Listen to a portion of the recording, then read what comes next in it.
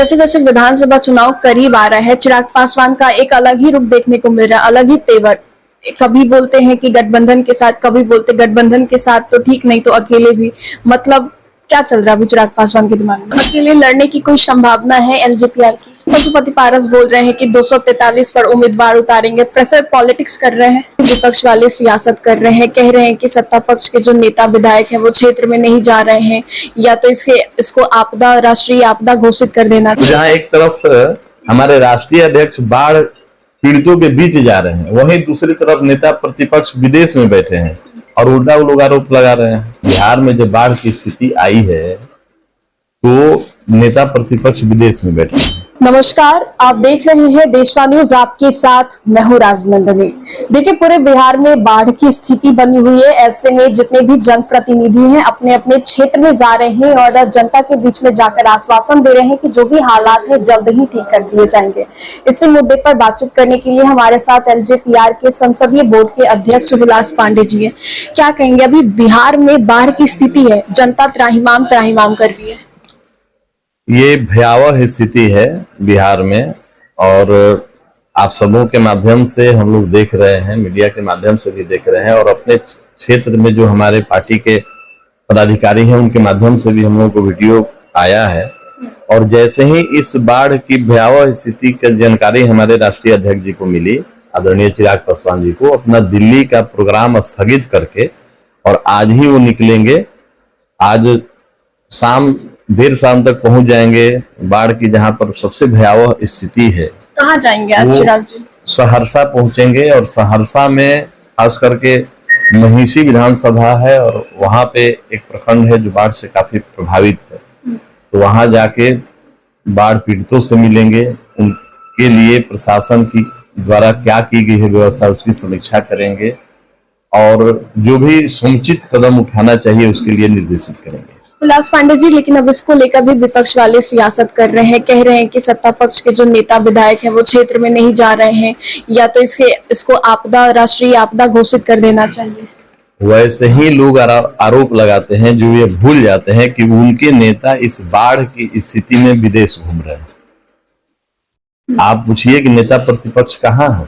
बिहार में जब बाढ़ की स्थिति आई है तो नेता प्रतिपक्ष विदेश में बैठे हैं और वहीं दूसरी तरफ भारत सरकार के माननीय मंत्री, हमारे पार्टी के राष्ट्रीय अध्यक्ष आदरणीय चिराग पासवान जी ने दिल्ली के अपने कार्यक्रम को स्थगित करके कल रात में उन्होंने तय किया, हम लोगों को निर्देशित किया कि हम लोगों को चलना है और सहरसा में जो प्रखंड ज्यादा प्रभावित है वहां चल के हम लोगों को बाढ़ पीड़ित परिवार से मिलना है और राहत के लिए क्या समुचित कदम उठाए जाने चाहिए प्रशासन के द्वारा, क्या राज्य सरकार वहां कर रही है उसकी हम लोग समीक्षा करेंगे। तो जहां एक तरफ हमारे राष्ट्रीय अध्यक्ष बाढ़ पीड़ितों के बीच जा रहे हैं, वहीं दूसरी तरफ नेता प्रतिपक्ष विदेश में बैठे हैं और उल्टा वो लोग आरोप लगा रहे हैं, तो उनको तो कुछ भी कहना है।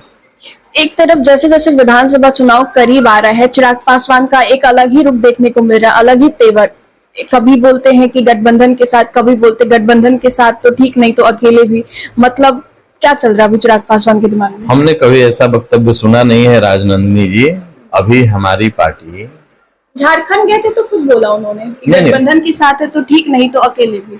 नहीं, देखिए क्या है कि हर पार्टी का एक अलायंस होता है। जैसे बिहार में हमारा अलायंस है एनडीए के साथ, देश में भी आदरणीय नरेंद्र मोदी जी जो देश के यशस्वी प्रधानमंत्री जी हैं उनके साथ, एनडीए के साथ वहां भी हमारा अलायंस है। और झारखंड में वर्तमान में जो परिस्थिति बनेगी उसके लिए प्रदेश इकाई को राष्ट्रीय अध्यक्ष जी ने अधिकृत किया है कि प्रदेश इकाई वहां से उनको रिपोर्ट सौंपेगी कि झारखंड में हमको किन किन सीटों पर पार्टी को लड़ाना है, पार्टी के कौन कौन से उम्मीदवार कहाँ लड़ेंगे। और वैसी परिस्थिति में अभी तो अधिसूचना भी जारी नहीं हुआ है, अब अधिसूचना जारी होने दीजिए, फिर देखिए कि क्या गठबंधन होता है, पार्टी अकेले लड़ती है। और ये राज्य इकाई पर छोड़ा गया है। राज्य इकाई जैसा रिपोर्ट हमारे राष्ट्रीय अध्यक्ष आदरणीय चिराग पासवान जी को झारखंड से सौंपेगी, उसके बाद राष्ट्रीय पार्लियामेंट्री बोर्ड में इस पर विचार करके और समुचित निर्णय लेगा। तो अकेले लड़ने की कोई संभावना है एलजेपीआर की?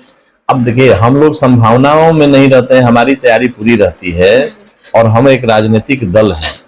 लोक जनशक्ति पार्टी रामविलास एक राजनीतिक पार्टी है और हाल के दिनों में आपने देखा होगा कि हम लोग बिहार की 5 लोकसभा सीटों पर लड़े और 5 की 5 सीटों पर हम लोगों ने जीत दर्ज की है।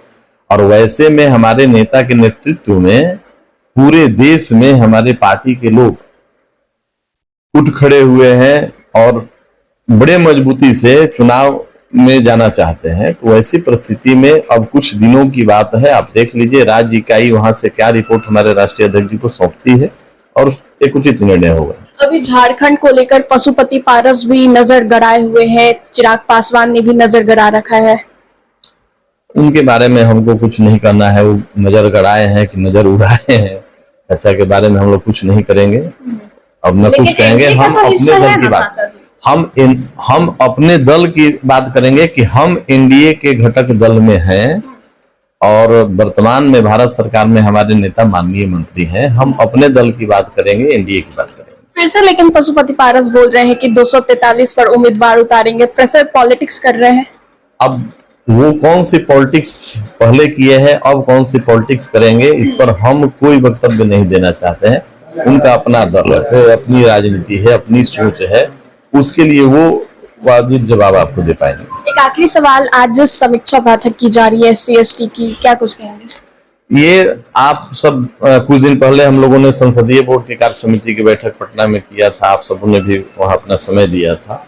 और आज हमारे SC/ST प्रकोष्ठ के समीक्षा बैठक की जा रही है प्रदेश में, और इस समीक्षा बैठक के माध्यम से हम लोग बिहार में होने वाले आगामी विधानसभा के चुनाव की तैयारी को लेकर और 28 नवंबर को होने वाले हमारे स्थापना दिवस को लेकर समीक्षा बैठक बुलाई गई है।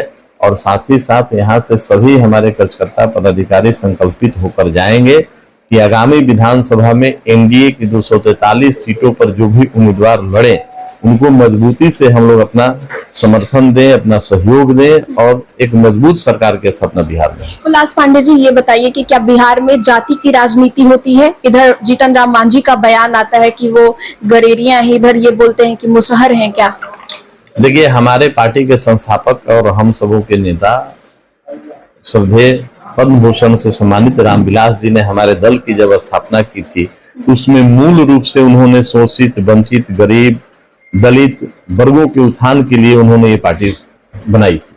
और उसी सिद्धांत पर आज भी हमारे नेता आदरणीय चिराग पासवान जी चल रहे हैं। हम लोग जाति और धर्म की बात नहीं करते हैं, हम लोग बिहार फर्स्ट और बिहारी फर्स्ट की बात करते हैं।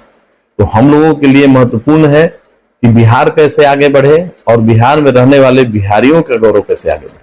शुक्रिया बातचीत करने के लिए। तो LJPR बिहार फर्स्ट और बिहारी फर्स्ट की बातें करती है, जाति पाति की बात नहीं करती। और साथ ही साथ आपको बता दें तो आज LJPR में SC/ST की समीक्षा बैठक है। फिलहाल इस अपडेट्स में इतना ही, हम दोबारा जुड़ेंगे। अभी के लिए हमें दे इजाजत, बने रहे हमारे साथ और देखते रहे देशवाणी। धन्यवाद।